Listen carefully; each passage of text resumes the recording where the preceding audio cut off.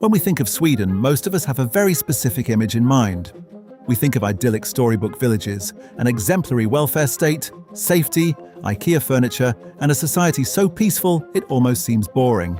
For decades, Sweden was the global poster child for everything considered good. But by now, nothing is left of that image. Sweden's north has turned into a battleground for gang wars, and in the suburbs of Stockholm, Gothenburg, and Uppsala, security agencies describe the situation as an asymmetric conflict.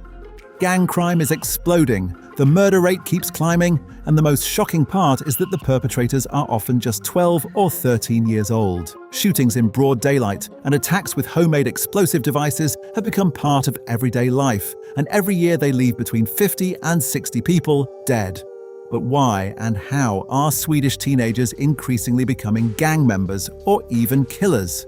In reality, the path into organized crime often starts in ways that seem almost harmless.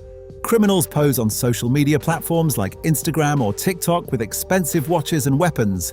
They rap and they flaunt a luxurious, supposedly cool lifestyle, much like the image projected by gangster rappers in many other countries. The algorithm then pushes this content into the feeds of teenagers who are frustrated, looking for recognition and dreaming of that kind of life themselves. Through the comments they leave under videos and photos, the criminals identify potential recruits and make contact with them. This is what is known as grooming. The criminals try to build a relationship of trust with the teenagers, and they often give them things like video game skins or small amounts of money. They also offer them the chance to earn money through assignments, along with the promise that they too could one day live an exciting life of luxury. Later, the communication shifts to encrypted messengers like Telegram or Signal. And for many teenagers, that is where they really get pulled into organized crime. In closed group channels, serious crimes are posted like jobs on a gig platform. The concept is called violence as a service. The listings sound completely surreal, like, for example, looking for a driver for a job in Malmö. Need someone to throw a pineapple, meaning a hand grenade, onto a balcony. Or even more directly, shooter wanted, headshot, 150,000 krona.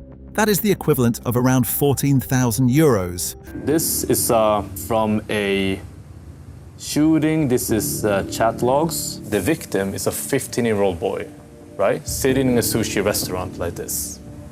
Yes, bro. Shoot him in the head, empty the mag, bro, till it ends. Yes, he will die, bro. I will guarantee you 200,000 crowns if he dies. So what happened was he stood outside for a bit, a couple of minutes, and he just walked in and he shot him in the head. The fact that so many teenagers actually take on these jobs with the promise of big money, and that the people behind them can convince them there is virtually no risk, comes down to a peculiarity of the Swedish legal system. In Sweden, anyone under the age of 15 is below the age of criminal responsibility. They cannot be sent to prison, no matter what crime they commit. In most European countries, children under 14 cannot be held criminally responsible, but in the case of serious crimes, a teenager would still be highly likely to spend years in a correctional institution or a secure psychiatric facility. In Sweden, by contrast, offenders under 15 can at most be sent to a home, and from there they can often simply run away, and so many Swedish teenagers are barely afraid of gradually taking on more and more brutal jobs. Our missions are mainly arms transport and a lot of drug deliveries. We can also carry out armed assaults. In order to get paid, the people behind these jobs often demand proof of work. The children have to film their crimes on their smartphones. These videos then serve as evidence and, at the same time, as trophies used to demonstrate the gang's power. And it is not just boys who take part in this. In the year 2025, nearly 280 underage girls were also charged with serious violent crimes. In one case, a 15-year-old girl who had only been supposed to fire a warning shot on an assignment decided on her own to go for a headshot instead, simply because she wanted to be seen as especially tough. In fact, gangs often prefer using girls because the police stop and search them less often. After these shocking insights, you are probably asking yourselves who the masterminds behind all this really are. Who gives these orders, and who on earth pays children to throw grenades into residential areas and eliminate people? After all, this level of brutality would be exceptionally extreme even for normal street gangs. And this is where we come to the surprising force driving the spiral of violence that is dragging Sweden ever deeper into the abyss. Because this is not really an escalation between rival street gangs the way we know it from other countries. At its core, it is a war between two men who were once like brothers, Rawa Majid and Ismail Abdo. Rawa Majid, known as the Kurdish Fox, is the head of the notorious criminal Foxtrot network.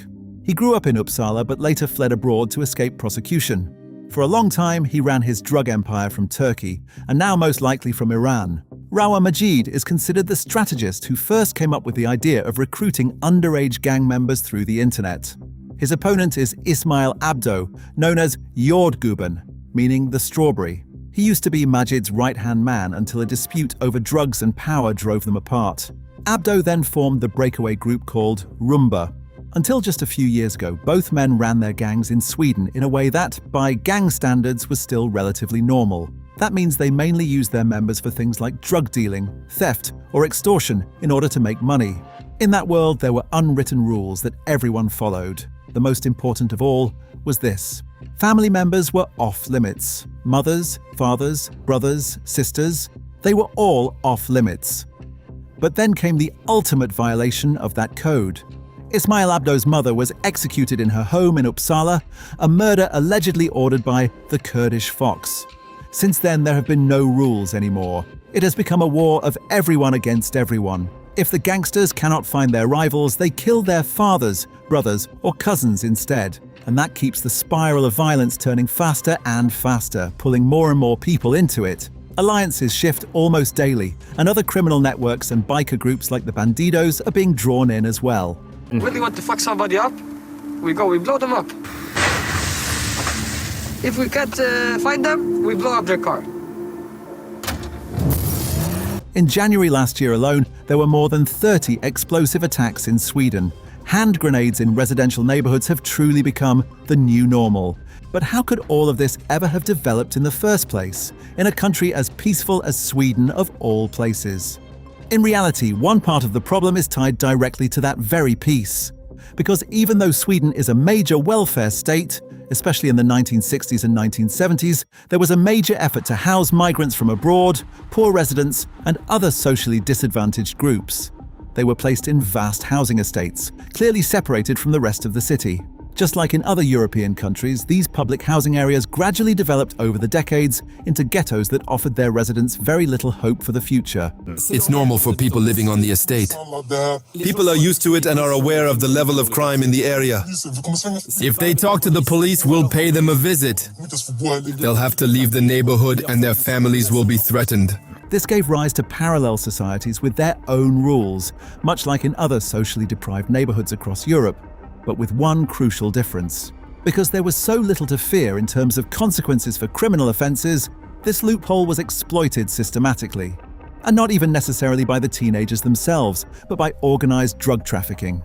Sweden became a hotspot for Europe's drug gangs, and they deliberately took advantage of the loopholes in Sweden's very liberal juvenile justice system. For them, the teenagers are nothing more than chess pieces that can be used exactly as they please.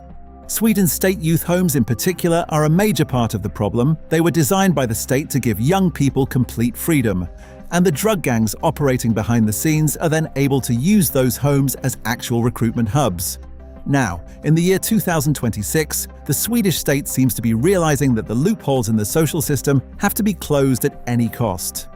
There are plans to lower the age of criminal responsibility for serious crimes from 15 to 13.